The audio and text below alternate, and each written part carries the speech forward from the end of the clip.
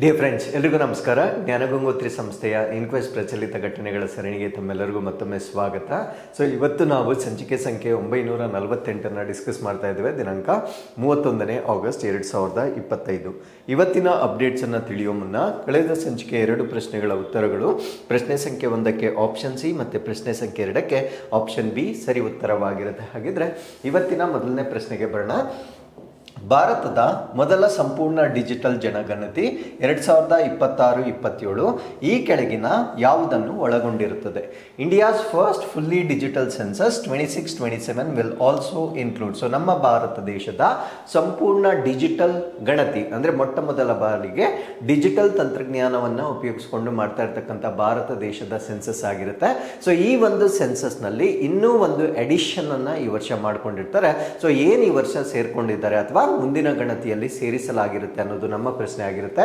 So ಈ ಪ್ರಶ್ನೆಗೆ ಸರಿಯಾದ ಉತ್ತರ ಕ್ಯಾಸ್ಟ್ ಎನಿಮರೇಷನ್ ಅಥವಾ ಜಾತಿ ಎಣಿಕೆಯನ್ನ ಕೂಡ ಮಾಡಲಾಗುತ್ತೆ. ಅಂದ್ರೆ ಒಂದ್ ಕಡೆ ಪಾಪ್ಯುಲೇಷನ್ ಸೆನ್ಸಸ್ ಅನ್ನ ಮಾಡುವುದರ ಜೊತೆಗೆ ಕ್ಯಾಸ್ಟ್ ಎನಿಮರೇಷನ್ ಅನ್ನ ಕೂಡ ಮಾಡಲಾಗುತ್ತೆ. ಹಾಗಿದ್ರೆ 2027 ಅಲ್ಲಿ ಇರ್ತಕ್ಕಂಥ ಈ ಒಂದು ಗಣತಿಯ ಬಗ್ಗೆ ಈಗ ಸುದ್ದಿ ಇರ್ಲಿಕ್ಕೆ ಕಾರಣ ಏನು ಅಂದ್ರೆ pre test for census 27 to be conducted in October and November. So October ಮತ್ತು ನವೆಂಬರ್ ಇದೇ ವರ್ಷ ಅಂದ್ರೆ 2025 ಅಕ್ಟೋಬರ್ ನವೆಂಬರ್ನಲ್ಲಿ ಸೆನ್ಸಸ್ ಮಾಡೋದಕ್ಕಿಂತ ಮುಂಚೆ ಒಂದು ಪ್ರೀ ಟೆಸ್ಟ್ ಅನ್ನ ಮಾಡಲಾಗುತ್ತೆ. ಅಂದ್ರೆ ಜನಗಣತಿಯ ಒಂದು ಪೂರ್ವಭಾವಿ ಪರೀಕ್ಷೆಯನ್ನ, it's like a mock examination ತರ ಒಂದು ಪೂರ್ವಭಾವಿ ಪರೀಕ್ಷೆಯನ್ನ ಅಕ್ಟೋಬರ್ ನವೆಂಬರ್ ತಿಂಗಳಲ್ಲಿ ನಡೆಸ್ತಕ್ಕಂಥ ಒಂದು ನಿರ್ಧಾರವನ್ನ ತೆಗೆದುಕೊಂಡಿರ್ತಾರೆ. So this is India's first fully digital census ಆಗಿರುತ್ತೆ. ಅಂದರೆ ನಮಗೆ ಸ್ವತಂತ್ರ ಬಂದ ನಂತರ ನಮ್ಮ ಭಾರತ ದೇಶದಲ್ಲಿ ಮಾಡ್ತಾ ಇರ್ತಕ್ಕಂಥ ಮೊಟ್ಟ ಮೊದಲ ಸಂಪೂರ್ಣವಾಗಿರ್ತಕ್ಕಂಥ ಡಿಜಿಟಲ್ ಜನಗಣತಿ ಇದಾಗಿರುತ್ತೆ. ಸ್ಕೆಡ್ಯೂಲ್ಡ್ ಇನ್ 2 phases. ಸೊ ಇದನ್ನು 2 ಹಂತಗಳಲ್ಲಿ ನಡೆಸಲಾಗುತ್ತೆ. ಮೊದಲನೇದು ಏಪ್ರಿಲ್ 1, 2026, ಎರಡನೇದನ್ನು ಫೆಬ್ರವರಿ 28, 2027. ಸೊ ಈ ರೀತಿಯಾಗಿ 2 ಹಂತಗಳಲ್ಲಿ ಮಾಡ್ತಕ್ಕಂಥ ನಿರ್ಧಾರವನ್ನು ಕೈಗೊಳ್ಳಲಾಗಿರುತ್ತೆ. ಸೊ ಈ ಒಂದು ಪ್ರೋಸೆಸ್ ಅನ್ನ ನಾವು ರೋಬಸ್ಟ್ನೆಸ್ ಅಥವಾ ಈ ಒಂದು ಪ್ರೋಸೆಸ್ ಏನಿರುತ್ತೆ, ಸೊ ಇದರ ದೃಢತೆಯನ್ನ ಖಚಿತಪಡಿಸಿಕೊಳ್ಳಿಕ್ಕೆ ಒಂದು ಪ್ರೀ ಟೆಸ್ಟ್ ಅನ್ನ ಕಂಡಕ್ಟ್ ಮಾಡ್ತಾ ಇದ್ದಾರೆ. ಈ ಪ್ರೀ ಟೆಸ್ಟ್ ಅನ್ನ ಅಕ್ಟೋಬರ್ ನವೆಂಬರ್ 2025ರಲ್ಲಿ ಸೆಲೆಕ್ಟೆಡ್ ರೀಜನ್ಸ್ ಅಲ್ಲಿ ಅಂದ್ರೆ ಕೆಲವೊಂದು ಆಯ್ಕೆ ಮಾಡಿರ್ತಕ್ಕಂಥ ಪ್ರಾಂತ್ಯಗಳಲ್ಲಿ ಪ್ರೀ ಟೆಸ್ಟ್ ಮಾಡ್ತಕ್ಕಂಥ ನಿರ್ಧಾರವನ್ನ ಕೈಗೊಳ್ಳಲಾಗಿರುತ್ತೆ. ಸೊ ಏನು ಇಲ್ಲಿ ಯೂಸ್ ಮಾಡಲಾಗುತ್ತೆ ಅಂದ್ರೆ ಈ ಒಂದು ಸೆನ್ಸಸ್ ಅಲ್ಲಿ ಏನನ್ನ ಯೂಸ್ ಮಾಡಲಾಗುತ್ತೆ ಅಂದ್ರೆ ಡಿಜಿಟಲ್ ಟೂಲ್ಸ್ ಅನ್ನ ಯೂಸ್ ಮಾಡಲಾಗುತ್ತೆ. ಅಂದ್ರೆ ಡಿಜಿಟಲ್ ಪರಿಕರಗಳನ್ನ ಇಲ್ಲಿ ಬಳಕೆ ಮಾಡಲಾಗುತ್ತೆ. Use a mobile application for data collection for the first time. ಅಂದ್ರೆ ಮೊಟ್ಟ ಮೊದಲ ಬಾರಿಗೆ ದತ್ತಾಂಶವನ್ನ ಸಂಗ್ರಹಣೆ ಮಾಡಲಿಕ್ಕೆ ಮೊಬೈಲ್ ಅಪ್ಲಿಕೇಶನ್ ಅನ್ನ ಬಳಸ್ತಕ್ಕಂಥ ಒಂದು ಸೆನ್ಸಸ್ ಆಗಿ ನಾವು ಇದನ್ನ ಕನ್ಸಿಡರ್ ಮಾಡಬಹುದಾಗಿರುತ್ತೆ. And there is one more speciality. ಈ ಒಂದು ಸೆನ್ಸಸ್ ನಲ್ಲಿ ನಾವು ಸೆಲ್ಫ್ ಎನಿಮರೇಷನ್ ಅನ್ನ ನೋಡಬಹುದಾಗಿರುತ್ತೆ. ಅಂದ್ರೆ ಸ್ವಯಂ ಗಣತಿಯಲ್ಲಿ ನಾವು ಪಾಲ್ಗೊಳ್ಬಹುದಾಗಿರುತ್ತೆ ವಾಲಂಟಿಯರ್ ಆಗಿ. ಸೊ ಅದರ ಅರ್ಥ ಏನು ಅಂದ್ರೆ citizens may be able to enter their own data via a portal. ಅಂದ್ರೆ ಒಂದು ಪೋರ್ಟಲ್ ಅನ್ನ ಕ್ರಿಯೇಟ್ ಮಾಡ್ತಾರೆ. ಫಾರ್ ಎಕ್ಸಾಂಪಲ್ ನಾವು ಎಕ್ಸಾಮ್ಗೆ ಅಪ್ಲಿಕೇಶನ್ ಆಗುವಾಗ ನಮ್ಮ ಡೀಟೇಲ್ಸ್ ಅನ್ನ ನಾವೇ ಹೇಗೆ ಫಿಲ್ ಮಾಡ್ತೇವೆ, ಸೊ ಅದೇ ರೀತಿ ಈ ಒಂದು ಗಣತಿಯಲ್ಲಿ ಒಂದು ಸೆಲ್ಫ್ ಎನಿಮರೇಷನ್ ಪೋರ್ಟಲ್ ಅನ್ನ ಕ್ರಿಯೇಟ್ ಮಾಡಲಾಗುತ್ತೆ. ಆ ಒಂದು ಪೋರ್ಟಲ್ ನಲ್ಲಿ ನಾವು ಸ್ವಯಂ ಆಗಿ ಅಥವಾ ವಾಲಂಟಿಯರ್ ಆಗಿ ನಮ್ಮ ಡೇಟಾವನ್ನ ನೀಡ್ತಕ್ಕಂಥ ಒಂದು ಅವಕಾಶವನ್ನ ಕೂಡ ಸೊ ಈ ಒಂದು ಗಣತಿಯಲ್ಲಿ ನೀಡಲಾಗುತ್ತೆ. ಅದಾದ್ಮೇಲೆ ರಿಯಲ್ ಟೈಮ್ ಮಾನಿಟರಿಂಗ್. ಸೊ ಈ ಒಂದು ಡ್ಯಾಶ್ ಬೋರ್ಡ್ ಅನ್ನ ಕ್ರಿಯೇಟ್ ಮಾಡ್ತಾರೆ. ಅಂದ್ರೆ ಒಂದು ವೆಬ್ ಬೇಸ್ಡ್ ಡ್ಯಾಶ್ ಬೋರ್ಡ್ ಅನ್ನ ಕ್ರಿಯೇಟ್ ಮಾಡ್ತಾರೆ. ಸೊ ಈ ಒಂದು ಡ್ಯಾಶ್ ಬೋರ್ಡ್ ನ ಮುಖಾಂತರ ಅವರು ಪ್ರೋಗ್ರೆಸ್ ಅನ್ನ ಟ್ರ್ಯಾಕ್ ಮಾಡಬಹುದಾಗಿರುತ್ತೆ. ಅಥವಾ ಲಾಜಿಸ್ಟಿಕ್ಸ್ ಅನ್ನ ಅಂದ್ರೆ ಈ ಒಂದು ಗಣತಿಗೆ ಮಾಡ್ತಕ್ಕಂಥ ಸರಕು ಸಾಗಣೆಗಳಿಗೆ ಸಂಬಂಧಪಟ್ಟಂತೆ ಲಾಜಿಸ್ಟಿಕ್ಸ್ ಅನ್ನ ನೈಜ ಸಮಯದಲ್ಲಿ ಟ್ರ್ಯಾಕ್ ಮಾಡ್ತಕ್ಕಂಥ ಒಂದು ಡ್ಯಾಶ್ ಬೋರ್ಡ್ ಅನ್ನ ಕೂಡ ಸೊ ಈ ಒಂದು ಸೆನ್ಸಸ್ ನಲ್ಲಿ ಡೆವಲಪ್ ಮಾಡಲಾಗಿರುತ್ತೆ. ಸೊ ಇದರೊಂದಿಗೆ ಟ್ರೈನಿಂಗ್ ಅಂಡ್ ಲಾಜಿಸ್ಟಿಕ್ಸ್. ಸೊ ಈ ಒಂದು ಸೆನ್ಸಸ್ ನಲ್ಲಿ ಅಥವಾ effectiveness of training modules and field operations will be evaluated. ಅಂದ್ರೆ ಈಗ ಮಾಡ್ತಾ ಇರ್ತಕ್ಕಂಥ ಒಂದು ಮಾಕ್ ಟೆಸ್ಟ್ ಏನಿದೆ, ಆ ಮಾಕ್ ಪರೀಕ್ಷೆಯಲ್ಲಿ ತರಬೇತಿ ಮಾಡ್ಯೂಲ್ಗಳು ಅಂದ್ರೆ ಸೆನ್ಸಸ್ ಅನ್ನ ಮಾಡೋದಕ್ಕಿಂತ ಮುಂಚೆ ಯಾವ ರೀತಿಯ ತರಬೇತಿಯನ್ನ ನೀಡಬೇಕಾಗುತ್ತೆ, ಮತ್ತೆ ಕ್ಷೇತ್ರ ಕಾರ್ಯಾಚರಣೆಗಳ ಪರಿಣಾಮಕಾರಿತ್ವ ಅಂದ್ರೆ ಒಂದು ರಿಯಲ್ ಆನ್ ಫೀಲ್ಡ್ ಸೆನ್ಸಸ್ ಅನ್ನ ಮಾಡುವ ಸಮಯದಲ್ಲಿ ಅದರ ಎಫೆಕ್ಟಿವ್ನೆಸ್ ಅನ್ನ ಎನ್ಶೂರ್ ಮಾಡಲಿಕ್ಕೆ ಒಂದು ಪೂರ್ವಭಾವಿ ಪರೀಕ್ಷೆಯನ್ನ ಮಾಡ್ತಕ್ಕಂಥ ಮಾಡ್ತಕ್ಕಂಥ ನಿರ್ಧಾರವನ್ನ ಸರ್ಕಾರ ತೆಗೆದುಕೊಂಡಿರುತ್ತೆ. So this census will also include caste enumeration first since independence. ಅಂದ್ರೆ ನಮಗೆ ಸ್ವತಂತ್ರ ಬಂದ ನಂತರ ಮಾಡ್ತಾ ಇರ್ತಕ್ಕಂಥ ಎಲ್ಲ ಗಣತಿಗಳಲ್ಲಿ ಮೊಟ್ಟ ಮೊದಲ ಬಾರಿಗೆ ನಾವು ಇದೇ ಸಾರಿ ಜಾತಿಯ ಎಣಿಕೆಯನ್ನು ಕೂಡ ನಾವು ಒಟ್ಟಿಗೆ ಮಾಡ್ತಕ್ಕಂಥ ಒಂದು ಗಣತಿಯನ್ನ ಮುಂದಿನ ಸೆನ್ಸಸ್ ನಲ್ಲಿ ಮಾಡ್ತಕ್ಕಂಥ ನಿರ್ಧಾರವನ್ನ ತೆಗೆದುಕೊಳ್ಳಲಾಗಿರುತ್ತೆ. ಹಾಗಿದ್ರೆ ನಮ್ಮ ಭಾರತ ದೇಶದಲ್ಲಿ ಒಂದು ಸೆನ್ಸಸ್ಗೆ ಸಂಬಂಧಪಟ್ಟಂತೆ ಹಿಸ್ಟಾರಿಕಲ್ ಡೆವಲಪ್ಮೆಂಟ್ಸ್ ಅನ್ನ ನಾವು ಕನ್ಸಿಡರ್ ಮಾಡೋದಾದ್ರೆ ಫಸ್ಟ್ ಸೆನ್ಸಸ್, ಮೊಟ್ಟ ಮೊದಲ ಗಣತಿ ಇದು ಭಾಗಶಃ ಅಂತ ಹೇಳಲಾಗುತ್ತೆ. ಸೊ ಇದನ್ನ 1872 ಅಲ್ಲಿ ಬ್ರಿಟಿಷರ ಆಳ್ವಿಕೆಯ ಸಮಯದಲ್ಲಿ ಮಾಡಲಾಗಿರುತ್ತೆ. ಇದನ್ನ ಯಾಕೆ ನಾವು ಪಾರ್ಷಿಯಲ್ ಅಂತ ಕರಿತೀವಿ ಅಂದ್ರೆ ಇದು ಸಿಂಕ್ರೋನಸ್ ಸರ್ವೆ ಆಗಿರೋದಿಲ್ಲ, ಅಂದ್ರೆ ಒಟ್ಟಿಗೆ ಮಾಡಿರ್ತಕ್ಕಂಥ ಒಂದು ಸರ್ವೆ ಆಗಿರೋದಿಲ್ಲ. ಸಾಕಷ್ಟು ಗ್ಯಾಪ್ಸ್ ಗಳ ಒಂದು ಮಧ್ಯದಲ್ಲಿ ಮಾಡಿರ್ತಕ್ಕಂಥ ಸರ್ವೆ ಆಗಿರೋದ್ರಿಂದ ಇದನ್ನ ನಾವು ಪಾರ್ಷಿಯಲ್ ಸರ್ವೆ ಅಂತ ಹೇಳ್ತೇವೆ. ಈ ರೀತಿಯ ಒಂದು ಗಣತಿಯನ್ನ 1872 ಅಲ್ಲಿ ಮೊಟ್ಟ ಮೊದಲ ಬಾರಿಗೆ ಬ್ರಿಟಿಷರ ಆಳ್ವಿಕೆಯ ಸಮಯದಲ್ಲಿ ಕಂಡಕ್ಟ್ ಮಾಡಲಾಗಿರುತ್ತೆ. ಅದಾದ್ಮೇಲೆ ಕಂಪ್ಲೀಟ್ ಸೆನ್ಸಸ್ ಅನ್ನ ಮಾಡಿರ್ತಕ್ಕಂಥದ್ದು ಅಂದ್ರೆ ಮೊದಲ ಬಾರಿಗೆ ಸಂಪೂರ್ಣ ಜನಗಣತಿಯನ್ನ ಮಾಡಿರ್ತಕ್ಕಂಥ ವರ್ಷ 1881 ಮಾಡಲಾಗಿರುತ್ತೆ. This is even at the time of British Raj, ಅವರ ಕಾಲದಲ್ಲೇ ಮಾಡಲಾಗಿರುತ್ತೆ. ಆ ಒಂದು ಸಮಯದಲ್ಲಿ ತೆಗೆದುಕೊಂಡಿರ್ತಕ್ಕಂಥ ನಿರ್ಧಾರ ಏನು ಅಂದ್ರೆ to repeat it every 10 years, ಅಂದ್ರೆ ಪ್ರತಿ 10 ವರ್ಷಗಳಿಗೊಮ್ಮೆ ಈ ಒಂದು ಗಣತಿಯನ್ನ ರಿಪೀಟ್ ಮಾಡಬೇಕಾಗಿರುತ್ತೆ. ನಮ್ಮ ಭಾರತ ದೇಶದಲ್ಲಿ ಲಾಸ್ಟ್ ಸೆನ್ಸಸ್ ಆಗಿರ್ತಕ್ಕಂಥದ್ದು 2011. ಫಾರ್ ಎಕ್ಸಾಂಪಲ್ ಇವತ್ತಿಗೂ ನೀವು ಪರೀಕ್ಷೆಗಳನ್ನ ಬರೆದಾಗ ಒಂದು 3-4 ಪ್ರಶ್ನೆಗಳನ್ನ 2011 ಸೆನ್ಸಸ್ಗೆ ಸಂಬಂಧಪಟ್ಟನೆ ಕೇಳ್ತಾ ಇರ್ತಾರೆ. ಕಾರಣ ಏನು ಅಂದ್ರೆ 2011 ಸೆನ್ಸಸ್ ಆದ್ಮೇಲೆ ಯಾವುದೇ ರೀತಿಯ ಗಣತಿ ಆಗಿರೋದಿಲ್ಲ. ಈ ಒಂದು ಗಣತಿಯನ್ನ ನಾವು 26-27 ಅಥವಾ ಮುಂದಿನ ಹಣಕಾಸು ವರ್ಷದಲ್ಲಿ ನಾವು ಎಕ್ಸ್ಪೆಕ್ಟ್ ಮಾಡ್ಬೋದಾಗಿರುತ್ತೆ.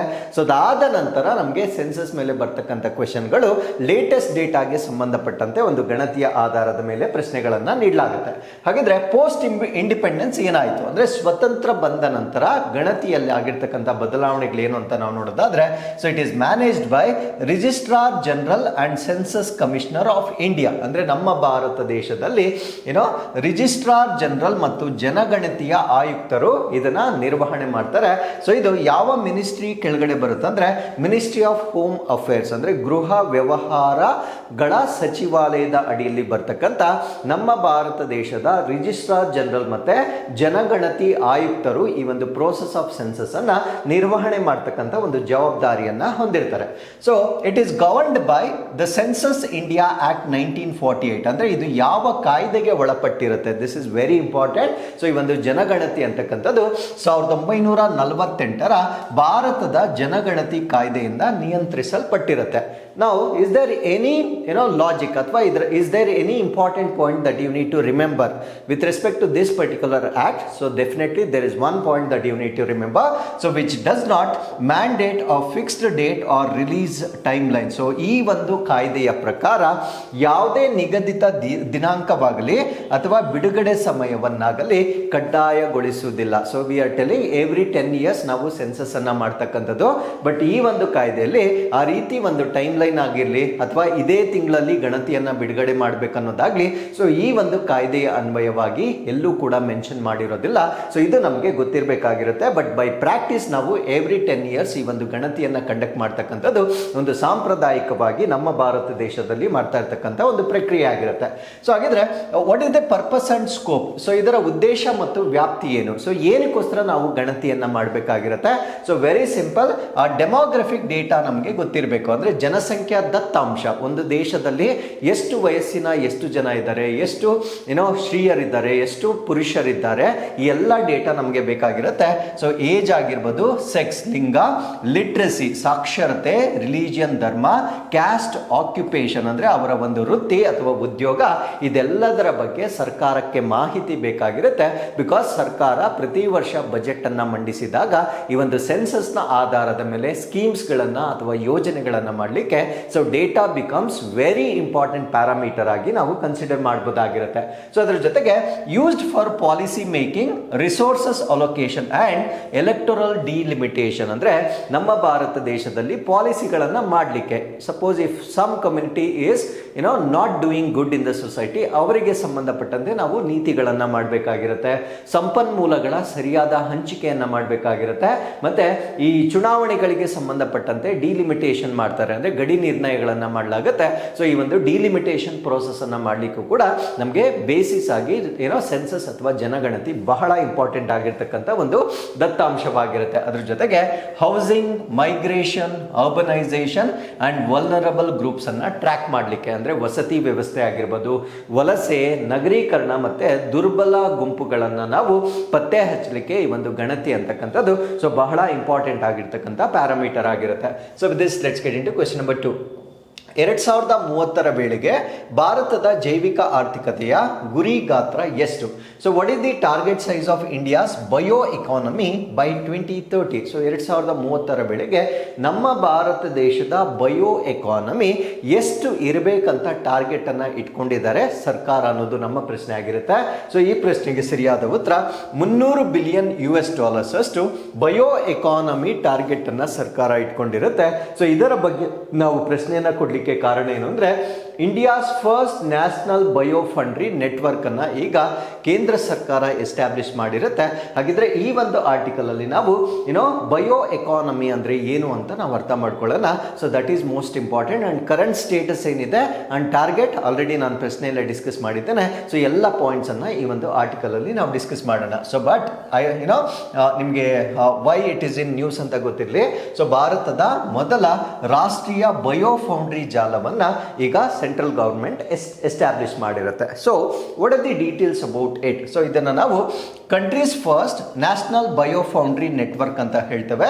ಸೊ ಇದರ ಉದ್ದೇಶ ಏನು ಅಂದ್ರೆ, making biotechnology a driver of India's economy, environment and employment. ಅಂದ್ರೆ ನಮ್ಮ ಭಾರತ ದೇಶದಲ್ಲಿ ಈ ಒಂದು ಜೈವಿಕ ತಂತ್ರಜ್ಞಾನ ಏನಿದೆ, ಈ ಒಂದು ಜೈವಿಕ ತಂತ್ರಜ್ಞಾನದಿಂದ ನಮ್ಮ ಭಾರತ ದೇಶದ ಆರ್ಥಿಕತೆಗೆ ಅದರ ಕೊಡುಗೆಯನ್ನ ಹೆಚ್ಚು ಮಾಡ್ತಕ್ಕಂಥದ್ದು, ಪರಿಸರ ಸಮಸ್ಯೆಗಳನ್ನ ಬಗೆಹರಿಸ್ತಕ್ಕಂಥದ್ದು, ಮತ್ತೆ ಉದ್ಯೋಗಾವಕಾಶಗಳನ್ನ ವೃದ್ಧಿ ಮಾಡುವ ಉದ್ದೇಶದಿಂದ ದೇಶದಲ್ಲಿ ಮೊಟ್ಟ ಮೊದಲ ಬಾರಿಗೆ ರಾಷ್ಟ್ರೀಯ ಬಯೋ ಫೌಂಡ್ರಿ ನೆಟ್ವರ್ಕ್ ಅನ್ನ ಭಾರತ ಸರ್ಕಾರ ಈಗ ಲಾಂಚ್ ಮಾಡಿರ್ತಕ್ಕಂಥದ್ದನ್ನ ನಾವು ಸುದ್ದಿಯಲ್ಲಿ ನೋಡಬಹುದಾಗಿರುತ್ತೆ. ನಾವು ಇದರ ಉದ್ದೇಶಗಳೇನು, what are the objectives of this ಅಂತ ನಾವಿಲ್ಲಿ ನೋಡೋದಾದ್ರೆ, make biotechnology a driver of India's economy, environment and employment. So same thing ನಾನು ಡೆಫಿನೇಷನ್ ಅಲ್ಲಿ ಹೇಳಿದಾಗೆ ನಮ್ಮ ಭಾರತ ದೇಶದ ಆರ್ಥಿಕತೆ, ಉದ್ಯೋಗ ಮತ್ತೆ ಪರಿಸರ ವ್ಯವಸ್ಥೆಗೆ ಕೊಡುಗೆಯನ್ನ ನೀಡುವ ಕಾರಣದಿಂದ ಇದನ್ನು ಲಾಂಚ್ ಮಾಡಲಾಗಿರುತ್ತೆ. Scale up proof of concept innovations in bio manufacturing. ಅಂದ್ರೆ ಈ ಜೈವಿಕ ಉತ್ಪಾದನೆಗಳಲ್ಲಿ, ಏನ್ ಜೈವಿಕ ಉತ್ಪಾದನೆ ಅಂತ ನಾನು ಮುಂದೆ ಹೇಳ್ತೇನೆ, ಜೈವಿಕ ಉತ್ಪಾದನೆಗಳಲ್ಲಿ ಪರಿಕಲ್ಪನೆಯ ಪುರಾವೆಯ ನಾವೀನ್ಯತೆಗಳನ್ನ ಹೆಚ್ಚಿಸ್ತಕ್ಕಂಥದ್ದು. ಯಾಕಂದ್ರೆ ಎವಿಡೆನ್ಸ್ ಬೇಸ್ಡ್ ಇರಬೇಕು, ಯಾವುದನ್ನು ನಾವು ಬ್ಲಾಂಕ್ ಆಗಿ ಮ್ಯಾನುಫ್ಯಾಕ್ಚರ್ ಮಾಡಬಾರ್ದು. ಸೊ ಅದಕ್ಕೆ ಒಂದು ಪುರಾವೆ ಆಧಾರಿತವಾಗಿರಬೇಕು. ಸೊ ಎವ್ರಿಥಿಂಗ್ ಅಂದ್ರೆ ಬಯೋ ಎಕಾನಮಿಯಲ್ಲಿ ಏನೇನು ಬರುತ್ತೆ ಸೊ ಅದೆಲ್ಲ ಎವಿಡೆನ್ಸ್ ಬೇಸ್ಡ್ ಆಗಿರಬೇಕು ಅಂತಕ್ಕಂಥ ಆಬ್ಜೆಕ್ಟಿವ್ ನಿಂದ ಸೊ ಈ ಒಂದು ಫೌಂಡ್ರಿಯನ್ನ ಲಾಂಚ್ ಮಾಡಲಾಗಿರುತ್ತೆ. ಅದ್ರ ಜೊತೆಗೆ strengthen indigenous capabilities in synthetic biology and bio engineering. ಅಂದ್ರೆ ನಮ್ಮ ಭಾರತ ದೇಶದಲ್ಲಿ ಈ ಸಂಶ್ಲೇಷಿತ ಜೀವಶಾಸ್ತ್ರ ಮತ್ತು ಜೈವಿಕ ಇಂಜಿನಿಯರಿಂಗ್ ಈ ಒಂದು ಕ್ಷೇತ್ರಗಳಲ್ಲಿ ಸ್ಥಳೀಯ ಸಾಮರ್ಥ್ಯಗಳನ್ನ ಬಲಪಡಿಸ್ತಕ್ಕಂಥದ್ದು. So dependency on other countries ಏನಿರುತ್ತೆ ಸೊ ಅದನ್ನ ಕಡಿಮೆ ಮಾಡಿಕೊಂಡು ನಮ್ಮ ಲೋಕಲ್ ಸ್ಟ್ರೆಂಥನಿಂಗ್ ಅನ್ನ ಮಾಡ್ತಕ್ಕಂಥದ್ದು ಇದರ ಉದ್ದೇಶವಾಗಿರುತ್ತೆ. ಅದರ ಜೊತೆಗೆ create new jobs for youth and startup. So ಉದ್ಯೋಗಗಳು ಯುವಕರಿಗೆ ಮತ್ತೆ ಹೊಸ ಸ್ಟಾರ್ಟ್ಅಪ್ ಗಳಿಗೆ ಸೊ ಈ ಒಂದು ನವೋದ್ಯಮಗಳಿಗೆ ಉದ್ಯೋಗಗಳನ್ನ ಸೃಷ್ಟಿ ಮಾಡ್ತಕ್ಕಂಥದ್ದು ಕೂಡ ಇದರ ಉದ್ದೇಶವಾಗಿರುತ್ತೆ. ಸೊ ನಾವು ಇದರ ಫೀಚರ್ಸ್ ಏನು, ಇದರ ಗುಣಲಕ್ಷಣಗಳೇನು ಅಂತ ನಾವಿಲ್ಲಿ ನೋಡೋದಾದ್ರೆ, ನೆಟ್ವರ್ಕ್ ಕಾಂಪೋಸಿಷನ್. ಸೊ ಇದರಲ್ಲಿರ್ತಕ್ಕಂಥ ಒಂದು ಜಾಲ ಅಥವಾ ನೆಟ್ವರ್ಕ್ ಯಾವ್ದ್ಯಾವ್ದು ಇರುತ್ತೆ ಅಂತ ನಾವು ನೋಡೋದಾದ್ರೆ 6 premier institutions across India. So ಇದನ್ನ ನಮ್ಮ ಭಾರತ ದೇಶದಾದ್ಯಂತ 6 ಪ್ರಮುಖ ಸಂಸ್ಥೆಗಳನ್ನ ಈ ಒಂದು ಕಾರ್ಯಕ್ರಮದ ಅಡಿಯಲ್ಲಿ ಟಾರ್ಗೆಟ್ ಅನ್ನ ಮಾಡಲಾಗಿರುತ್ತೆ.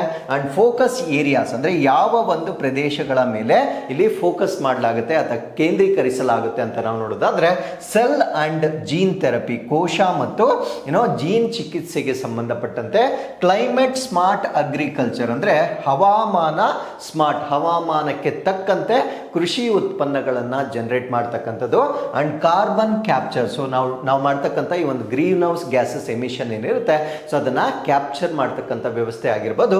ಅದಾದ್ಮೇಲೆ ಫಂಕ್ಷನಲ್ ಫುಡ್ಸ್ ಅಥವಾ ಕ್ರಿಯಾತ್ಮಕ ಆಹಾರಗಳು ಅಂತ ಕರಿತೇವೆ. So what you mean by functional foods? Food ಅಂದ್ರೆ ನಾವು ನ್ಯೂಟ್ರಿಷನಲ್ ಪರ್ಪಸ್ಗೋಸ್ಕರ ನಾವು ಆಹಾರವನ್ನ ಸೇವನೆ ಮಾಡ್ತಕ್ಕಂಥದ್ದು. ಅಂದ್ರೆ ಪೋಷಕಾಂಶಗಳ ಕಾರಣದಿಂದ ನಾವು ಆಹಾರವನ್ನ ಸೇವನೆ ಮಾಡ್ತೇವೆ. ಪೋಷಕಾಂಶಗಳ ಜೊತೆಗೆ ಹೆಲ್ತ್ ಬೆನಿಫಿಟ್ಸ್ ಅಂದ್ರೆ ಆರೋಗ್ಯಕರ ಒಂದು ಪ್ರಯೋಜನಗಳು ಇದ್ದರೆ ಆ ಒಂದು ಆಹಾರವನ್ನ ನಾವು ಫಂಕ್ಷನಲ್ ಫುಡ್ಸ್ ಅಂತ ಹೇಳ್ತೇವೆ. ಈ ಎಲ್ಲ ಕ್ಷೇತ್ರಗಳ ಮೇಲೆ ಈಗ ಕೇಂದ್ರೀಕರಿಸ್ತಕ್ಕಂಥದ್ದನ್ನ ಈ ಒಂದು ಸಿಸ್ಟಮ್ನ ಅಡಿಯಲ್ಲಿ ನಾವು ನೋಡ್ಬೋದಾಗಿರುತ್ತೆ. ನಾವು ಇದರಲ್ಲಿ ಯೂತ್ ಎಂಗೇಜ್ಮೆಂಟ್ ಇರುತ್ತೆ. ಸೊ ಯೂತ್ ಅನ್ನ ಯಾವ ರೀತಿ ಇದರಲ್ಲಿ ಎಂಗೇಜ್ ಮಾಡ್ತಾರೆ ಅಂತ ನಾವು ನೋಡೋದಾದ್ರೆ ಒಂದು ಬಯೋ E3 ಚಾಲೆಂಜ್ ಅನ್ನ ಮಾಡ್ತಾರೆ. ಸೊ ಈ ಒಂದು ಬಯೋ E3 ಚಾಲೆಂಜ್ ಏನಿದೆ ಮಂತ್ಲಿ ಇನೋವೇಷನ್ ಕಾಂಟೆಸ್ಟ್ ಗಳನ್ನ ನಡೆಸ್ತಾರೆ. ಅಂದ್ರೆ ತಿಂಗಳಿಗೆ ಒಂದ್ಸತಿ ಈ ಬಯೋ E3 ಚಾಲೆಂಜ್ ಅನ್ನ ಮಾಡುವ ಮುಖಾಂತರ ಯುವಕರಲ್ಲೂ ಕೂಡ ಇದರ ಬಗ್ಗೆ ಹೆಚ್ಚಿನ ಆಸಕ್ತಿಯನ್ನ ಕ್ರಿಯೇಟ್ ಮಾಡ್ತಕ್ಕಂಥ ಒಂದು ಫೀಚರ್ ಅನ್ನ ನಾವು ಈ ವ್ಯವಸ್ಥೆಯಲ್ಲಿ ನೋಡಬಹುದಾಗಿರುತ್ತೆ. ಸೊ ಇದಕ್ಕೆ ಫಂಡಿಂಗ್ ಪ್ಯಾಟರ್ನ್ ಹೇಗಿರುತ್ತೆ ಅಂದ್ರೆ 1 lakh ಫಾರ್ ಟಾಪ್ 10 ಐಡಿಯಾಸ್. ಅಂದ್ರೆ ಮೊದಲ 10 ಐಡಿಯಾಸ್ ಏನಿರುತ್ತೆ ಅದಕ್ಕೆ 1 lakh ಅನ್ನ ನೀಡಲಾಗುತ್ತೆ. 25 lakh for 100 selected projects via BIRAC. So BIRAC ನ ಮುಖಾಂತರ ಆಯ್ಕೆ ಆಗ್ತಕ್ಕಂಥ 100 ಪ್ರಾಜೆಕ್ಟ್ಸ್ ಗಳಿಗೆ 25 ಲಕ್ಷದವರೆಗೆ ಫಂಡಿಂಗ್ ಅನ್ನ ಈ ಒಂದು ಯೋಜನೆ ಅಡಿಯಲ್ಲಿ ನೀಡಲಾಗುತ್ತೆ. ಅಂಡ್ ಡಿಸೈನ್ ಫ್ರೇಮ್ ವರ್ಕ್ ಅಂತ ಒಂದು ಬರುತ್ತೆ. ಸೊ ಡಿಸೈನ್ ಫ್ರೇಮ್ ವರ್ಕ್ ಅಂದ್ರೆ guides innovators to build safe, sustainable and evidence based solutions. ಅಂದ್ರೆ ಈ ಮಾರ್ಗದರ್ಶನ ನೀಡ್ತಕ್ಕಂಥವ್ರು ಈ ನಾವಿನ್ಯಕಾರರು ಯಾರಿರ್ತಾರೆ ಅಂದ್ರೆ ಇನೋವೇಷನ್ಸ್ ಅಂದ್ರೆ ರಿಸರ್ಚ್ ಅಂಡ್ ಡೆವಲಪ್ಮೆಂಟ್ ಅಂತ ಮಾಡ್ತಕ್ಕಂಥವ್ರಿಗೆ ಈ ಸುರಕ್ಷಿತ, ಸುಸ್ಥಿರ ಮತ್ತೆ ಪುರಾವೆ ಆಧಾರಿತ ಪರಿಹಾರಗಳನ್ನ ನಿರ್ಮಿಸಲಿಕ್ಕೆ ಅವರಿಗೆ ಈ ಒಂದು ಕಾರ್ಯಕ್ರಮದ ಅಡಿಯಲ್ಲಿ ಮಾರ್ಗದರ್ಶನ ನೀಡ್ತಕ್ಕಂಥ ಒಂದು ವ್ಯವಸ್ಥೆಯನ್ನ ಕೂಡ ಸೊ ನಾವಿಲ್ಲಿ ನೋಡ್ಬೋದಾಗಿರುತ್ತೆ. ಸೊ ಅದಾದ್ಮೇಲೆ ವಾಟ್ ಇಸ್ ದ ಸಿಗ್ನಿಫಿಕೆನ್ಸ್? ಇದರಿಂದ ಆಗ್ತಕ್ಕಂಥ ಬೆನಿಫಿಟ್ ಏನು ಅಂತ ನಾವು ನೋಡೋದಾದ್ರೆ ಸೊ ನಮ್ಮ ಭಾರತ ದೇಶದ ಬಯೋ ಎಕಾನಮಿ ಸೊ ಪ್ರಸ್ತುತವಾಗಿ $10 ಬಿಲಿಯನ್ ಇರುತ್ತೆ. ಯಾವ ವರ್ಷದಲ್ಲಿ ಅಂದ್ರೆ 2014 ಅಲ್ಲಿ 2014ರಲ್ಲಿ ಭಾರತ ದೇಶದ ಜೈವಿಕ ಆರ್ಥಿಕತೆಯ ಒಟ್ಟು ಮೌಲ್ಯ $10 ಬಿಲಿಯನ್ ಅಷ್ಟು ಇರುತ್ತೆ. ಸೊ ಇದು 2024ರ ವೇಳೆಗೆ $165.7 ಬಿಲಿಯನ್ ಗೆ ಇನ್ಕ್ರೀಸ್ ಆಗಿರುತ್ತೆ. You can see the rapid jump. So just $10 billion ನಿಂದ $165.7 ಬಿಲಿಯನ್ ಗೆ 2024ಕ್ಕೆ ರೀಚ್ ಆಗಿರುತ್ತೆ. ಸೊ ಈ ಒಂದು ಟಾರ್ಗೆಟ್ ಅನ್ನ ಬೈ 2030 2030 ಬರುವ ವೇಳೆಗೆ $300 ಬಿಲಿಯನ್ ಅಷ್ಟು ಇದನ್ನ ಅಪ್ಲಿಫ್ಟ್ ಮಾಡ್ತಕ್ಕಂಥ ಉದ್ದೇಶದಿಂದ ಸೊ ಈ ಒಂದು ಕಾರ್ಯಕ್ರಮವನ್ನು ಲಾಂಚ್ ಮಾಡಲಾಗಿರುತ್ತೆ. So with this let's get into question number 3. ಅಂತಾರಾಷ್ಟ್ರೀಯ ಹಣಕಾಸು ನಿಧಿಯಲ್ಲಿ ಭಾರತದ ಕಾರ್ಯನಿರ್ವಾಹಕ ನಿರ್ದೇಶಕರಾಗಿ ಯಾರನ್ನು ನೇಮಿಸಲಾಗಿದೆ? Who has been appointed as India's executive director at the international monetary fund. So international monetary ಫಂಡ್ಗೆ ಇಂಡಿಯಾಸ್ ಎಕ್ಸಿಕ್ಯೂಟಿವ್ ಡೈರೆಕ್ಟರ್ ಅಂದ್ರೆ ಭಾರತ ದೇಶದ ವತಿಯಿಂದ ಕಾರ್ಯನಿರ್ವಾಹಕ ನಿರ್ದೇಶಕರನ್ನಾಗಿ ಈಗ ಊರ್ಜಿತ್ ಪಟೇಲ್ ರವರನ್ನ ಆಯ್ಕೆ ಮಾಡಲಾಗಿರುತ್ತೆ. ಸೊ ಏನು ಇವರ ಪಾತ್ರ, ಅದರ ಜೊತೆಗೆ ನಾವು IMF ಬಗ್ಗೆ ಕೂಡ ಬೇಸಿಕ್ ಮಾಹಿತಿಯನ್ನ ಡಿಸ್ಕಸ್ ಮಾಡೋಣ. ಸೊ ಈಗ ಸ್ಟ್ರೈಟ್ ಅವೇ ಸೊ ನ್ಯೂಸ್ಗೆ ಬರೋಣ. Urjit Patil has been selected as executive director of India international monetary ಫಂಡ್ಗೆ ಇವರು ಆಯ್ಕೆ ಆಗಿರ್ತಾರೆ. ಸೊ ಇದಕ್ಕಿಂತ ಮುಂಚೆ ಯಾರಿದ್ರು ಅಂದ್ರೆ ಕೃಷ್ಣಮೂರ್ತಿ ಸುಬ್ರಹ್ಮಣ್ಯನ್ ಇದ್ದರು. ಅವರು ತಮ್ಮ ಟರ್ಮ್ ಅನ್ನ ಕಂಪ್ಲೀಟ್ ಮಾಡಿರುವ ಕಾರಣದಿಂದ ಊರ್ಜಿತ್ ಪಟೇಲ್ ರವರನ್ನ ಆಯ್ಕೆ ಮಾಡಲಾಗಿರುತ್ತೆ. ಸೊ ಇವರ ಟೆನ್ಯೂರ್ 3 ವರ್ಷಗಳ ಕಾಲ ಅವರು ಈ ಸೇವೆಯನ್ನ ಸಲ್ಲಿಸಬೇಕಾಗಿರುತ್ತೆ ಅಥವಾ ಮುಂದಿನ ಆದೇಶದವರೆಗೆ ಫರ್ದರ್ ಆರ್ಡರ್ ಬರುವ ತನಕ ಇವರು ಈ ಒಂದು ಹುದ್ದೆಯಲ್ಲಿ ಅವರು ಕಾರ್ಯವನ್ನು ನಿರ್ವಹಿಸ್ತಾರೆ.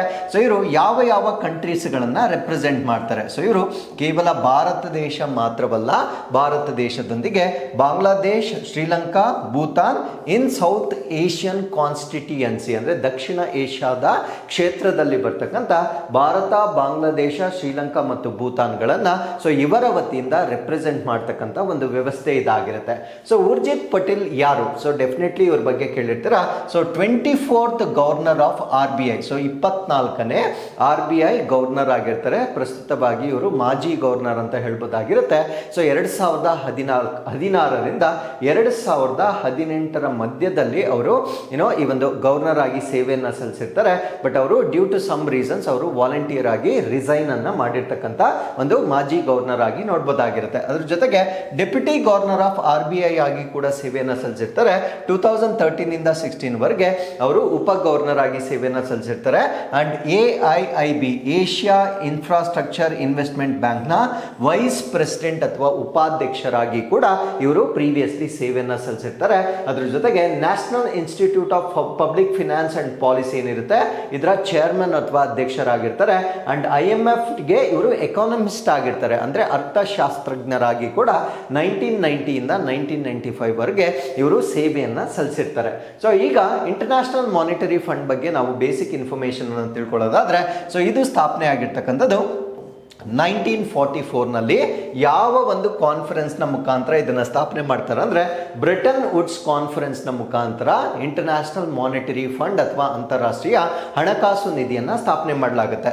ಸೊ ಇದರ ಹೆಡ್ ಕ್ವಾರ್ಟರ್ಸ್ ಅನ್ನು ನಾವು ವಾಷಿಂಗ್ಟನ್ DC USA ಇದರ ಕೇಂದ್ರ ಕಚೇರಿಯನ್ನು ನೋಡ್ಬೋದಾಗಿರುತ್ತೆ. ಸೊ ಇದರ ಸದಸ್ಯ ರಾಷ್ಟ್ರಗಳ ಸಂಖ್ಯೆ ಎಷ್ಟು ಅಂದರೆ 2025ರ ಒಂದು ಅಪ್ಡೇಟ್ನ ಪ್ರಕಾರ 191 ಕಂಟ್ರೀಸ್ ಇದರ ಸದಸ್ಯ ರಾಷ್ಟ್ರಗಳಾಗಿರ್ತವೆ. ಸೊ ಇದರ ಪೇರೆಂಟ್ ಆರ್ಗನೈಸೇಷನ್ ಅಥವಾ ಪೋಷಕ ಸಂಸ್ಥೆ ಯಾವುದಾಗಿರುತ್ತೆ ಅಂದ್ರೆ ಯುನೈಟೆಡ್ ನೇಷನ್ಸ್ ಅಥವಾ ವಿಶ್ವಸಂಸ್ಥೆಯ ಒಂದು ವಿಶೇಷ ಸಂಸ್ಥೆಯಾಗಿ ಅಥವಾ ಸ್ಪೆಷಲೈಸ್ಡ್ ಏಜೆನ್ಸಿಯಾಗಿ ನಾವು IMF ಅನ್ನ ಕ್ರಿಯೇಟ್ ಮಾಡಲಾಗಿರುತ್ತೆ. ಸೊ ಪ್ರಸ್ತುತವಾಗಿ ಇದರ ಮ್ಯಾನೇಜಿಂಗ್ ಡೈರೆಕ್ಟರ್ ಅಥವಾ ವ್ಯವಸ್ಥಾಪಕ ನಿರ್ದೇಶಕಿಯಾಗಿ ಕ್ರಿಸ್ಟಾಲಿನಾ ಜಿಯಾರ್ಜಿವಾ ಅವರು ಸೇವೆಯನ್ನ ಸಲ್ಲಿಸ್ತಾ ಇದ್ದಾರೆ IMF ನಲ್ಲಿ. ಸೊ ಇದರ ಆಬ್ಜೆಕ್ಟಿವ್ಸ್ ಏನು ಅಂದ್ರೆ IMF ಅನ್ನ ಯಾವ ಕಾರಣಕ್ಕಾಗಿ ಕ್ರಿಯೇಟ್ ಮಾಡಿದ್ದಾರೆ ಅಂತ ನಾವು ನೋಡೋದಾದ್ರೆ ಮಾನಿಟರಿ ಕೋಆಪರೇಷನ್ ಅಥವಾ ಹಣಕಾಸು ಸಹಕಾರವನ್ನ ನೀಡ್ತಕ್ಕಂಥದ್ದು. ಇಂಟರ್ನ್ಯಾಷನಲ್ ಲೆವೆಲ್ ಅಲ್ಲಿ ಈ ಹಣಕಾಸಿಗೆ ಸಂಬಂಧಪಟ್ಟಂತೆ ಸ್ಟೆಬಿಲಿಟಿ ಮತ್ತೆ ಎಕ್ಸ್ಚೇಂಜ್ ರೇಟ್ ಏನಿರುತ್ತೆ ಅಂದ್ರೆ ಒಂದು ದೇಶದ ಕರೆನ್ಸಿ ಇನ್ನೊಂದು ದೇಶದ ಕರೆನ್ಸಿಯ ನಡುವೆ ವ್ಯತ್ಯಾಸ ಇರುತ್ತೆ. ಎಕ್ಸ್ಚೇಂಜ್ ರೇಟ್ ಅನ್ನ ಕೋಆರ್ಡಿನೇಷನ್ ಮಾಡ್ತಕ್ಕಂಥದ್ದು IMF ನ ಪ್ರಮುಖವಾಗಿರ್ತಕ್ಕಂಥ ಉದ್ದೇಶಗಳಲ್ಲಿ ಒಂದಾಗಿರುತ್ತೆ. ಅಂಡ್ ಫಿನಾನ್ಷಿಯಲ್ ಸ್ಟೆಬಿಲಿಟಿ ಅಂದ್ರೆ ಈ ಗ್ಲೋಬಲ್ ಫಿನಾನ್ಷಿಯಲ್ ಕ್ರೈಸಿಸ್ ಆದಾಗ, ಜಾಗತಿಕವಾಗಿ ಹಣಕಾಸಿನ ಬಿಕ್ಕಟ್ಟು ಆದಾಗ ಅದನ್ನ ಸ್ಟೆಬಿಲೈಸ್ ಮಾಡ್ತಕ್ಕಂಥ ಒಂದು ಪ್ರಯತ್ನಗಳನ್ನ IMF ನ ವತಿಯಿಂದ ಮಾಡಲಾಗುತ್ತೆ. ನೆಕ್ಸ್ಟ್ ಬರುತ್ತೆ ಟ್ರೇಡ್ ಫೆಸಿಲಿಟೇಷನ್ ಅಂದ್ರೆ ಈ ಇಂಟರ್ನ್ಯಾಷನಲ್ ಟ್ರೇಡ್ ಅಥವಾ ಅಂತಾರಾಷ್ಟ್ರೀಯ ವ್ಯಾಪಾರ ಅಂತಕ್ಕಂಥದ್ದು ಒಂದು ಸಮತೋಲಿತವಾಗಿ ಬೆಳವಣಿಗೆ ಆಗ್ತಕ್ಕಂಥ ಅಥವಾ ಬೆಳವಣಿಗೆಯನ್ನ ಮೇಲ್ವಿಚಾರಣೆ ಮಾಡ್ತಕ್ಕಂಥದ್ದು ಕೂಡ IMF ನ ವ್ಯಾಪ್ತಿಗೆ ಬರುತ್ತೆ. ಅಂಡ್ ಪಾವರ್ಟಿ ರಿಡಕ್ಷನ್ ಅಂದ್ರೆ ಲೋ ಇನ್ಕಮ್ ಕಂಟ್ರೀಸ್ ಏನಿರ್ತವೆ ಸೊ ಅವರಿಗೆ ಈ ಕಡಿಮೆ ಬಡ್ಡಿ ದರದಲ್ಲಿ ಸಾಲವನ್ನ ನೀಡುವ ಮುಖಾಂತರ ಆ ಬಡತನವನ್ನ ಹೊಂದಿರತಕ್ಕಂಥ ರಾಷ್ಟ್ರಗಳನ್ನ ಮೇಲೆತ್ತುವ ಕೆಲಸವನ್ನ ಕೂಡ IMF ನ ವತಿಯಿಂದ ಮಾಡಲಾಗುತ್ತೆ. ಅಂಡ್ ಎಕನಾಮಿಕ್ ಸರ್ವಿಲೆನ್ಸ್ ಅಥವಾ ಆರ್ಥಿಕ ಕಣ್ಗಾವಲು ಗ್ಲೋಬಲ್ ಮತ್ತೆ ನ್ಯಾಷನಲ್ ಎಕನಾಮಿಕ್ ಟ್ರೆಂಡ್ಸ್ ಅನ್ನ ಅಬ್ಸರ್ವ್ ಮಾಡ್ತಾ ಮುಖಾಂತರ ಸೊ ಕೆಲವೊಂದು ಪಾಲಿಸಿ ರೆಕಮೆಂಡೇಶನ್ಸ್ ಅನ್ನ ನೀಡಲಾಗುತ್ತೆ. ಅಂದ್ರೆ if some policy is not correct in any country, ಆ ಒಂದು ದೇಶಗಳಿಗೆ ಈ ಹಣಕಾಸು ನಿರ್ವಹಣೆಗೆ ಸಂಬಂಧಪಟ್ಟಂತೆ ಶಿಫಾರಸುಗಳನ್ನ ಮಾಡ್ತಕ್ಕಂಥದ್ದು ಕೂಡ ನಾವು IMF ನ ವ್ಯಾಪ್ತಿಯಲ್ಲಿ ನೋಡಬಹುದಾಗಿರುತ್ತೆ. ಸೊ ನೆಕ್ಸ್ಟ್ ಬರುತ್ತೆ policy advice. So this is what I told you. ಈ ಎಕನಾಮಿಕ್ಸ್ ಆಫ್ ದಿ ಕಂಟ್ರಿಗೆ ಸಂಬಂಧಪಟ್ಟಂತೆ ಈ ಮೆಂಬರ್ ಕಂಟ್ರೀಸ್ ಯಾರ್ಯಾರು ಇರ್ತಾರೆ ಸದಸ್ಯ ರಾಷ್ಟ್ರಗಳಿಗೆ ಸಂಬಂಧಪಟ್ಟಂತೆ ಗೈಡೆನ್ಸ್ ಅಥವಾ ಮಾರ್ಗದರ್ಶನವನ್ನ ನೀಡಲಾಗುತ್ತೆ.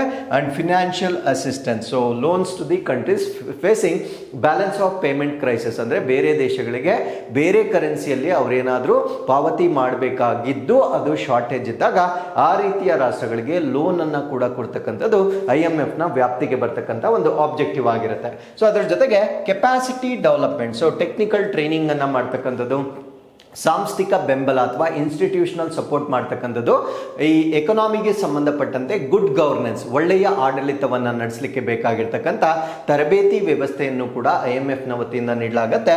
ಅಂಡ್ SDR ಅಲೋಕೇಶನ್ ಅಂದ್ರೆ ಸ್ಪೆಷಲ್ ಡ್ರಾಯಿಂಗ್ ರೈಟ್ಸ್, ವಿಶೇಷ ಡ್ರಾಯಿಂಗ್ ಹಕ್ಕುಗಳನ್ನು ನೀಡುತ್ತೆ. ಸೊ ಇಂಟರ್ನ್ಯಾಷನಲ್ ರಿಸರ್ವ್ ಅಸೆಟ್ಸ್ ಏನಿರುತ್ತೆ ಅದರಿಂದ ನಾವು ಸ್ಪೆಷಲ್ ಡ್ರಾಯಿಂಗ್ ರೈಟ್ಸ್ ಅನ್ನ ಅಂದ್ರೆ ನಮ್ಮ ದೇಶಕ್ಕಾಗಿ ನಾವು ಡ್ರಾ ಮಾಡ್ತಕ್ಕಂಥ ಒಂದು ಹಕ್ಕುಗಳನ್ನು ಕೂಡ IMF ನ ವತಿಯಿಂದ ನೀಡಲಾಗಿರುತ್ತೆ.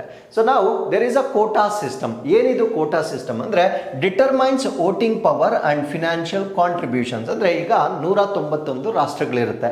ಆ 191 ರಾಷ್ಟ್ರಗಳಲ್ಲಿ ಆ ಮತದಾನದ ಶಕ್ತಿ ಹೇಗಿರುತ್ತೆ, ಒಂದು ದೇಶಕ್ಕೆ ಎಷ್ಟು ಮತದಾನ ಇರುತ್ತೆ ಮತ್ತೆ ಅವರು ಎಷ್ಟು ಆರ್ಥಿಕವಾಗಿ ಕೊಡುಗೆಯನ್ನ ನೀಡಬೇಕಾಗಿರುತ್ತೆ, ಸೊ ಅದನ್ನ ಕೋಟಾ ಅಂತ ಹೇಳ್ತೇವೆ, ಅದನ್ನು ಕೂಡ ನಿರ್ಧಾರ ಮಾಡಲಾಗುತ್ತೆ. Larger economies have greater influence ಅಂದ್ರೆ ಯಾರು ದೊಡ್ಡ ಆರ್ಥಿಕತೆಗಳು ಜಾಸ್ತಿ ಕಾಂಟ್ರಿಬ್ಯೂಟ್ ಮಾಡ್ತಕ್ಕಂಥ ರಾಷ್ಟ್ರಗಳಿಗೆ ಹೆಚ್ಚಿನ ಪ್ರಭಾವವನ್ನು ಹೊಂದಿರುತ್ತೆ. Obviously if you are paying more money are contributing more money, so ಅವರ ಒಂದು ಸೇ ಏನಿರುತ್ತೆ ಅದಕ್ಕೆ ಹೆಚ್ಚಿನ ಪ್ರಾಮುಖ್ಯತೆ ಇರುತ್ತೆ.